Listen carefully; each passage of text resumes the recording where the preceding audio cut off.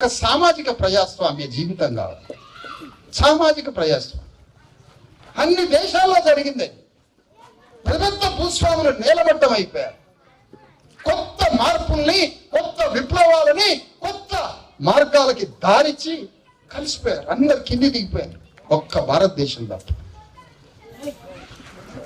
రాజ్యాంగం వచ్చి ధ్వంసం చేసింది సంస్థానాలు. కానీ మళ్ళీ ఆధునికమైన వ్యక్తులు మారిపోయారు.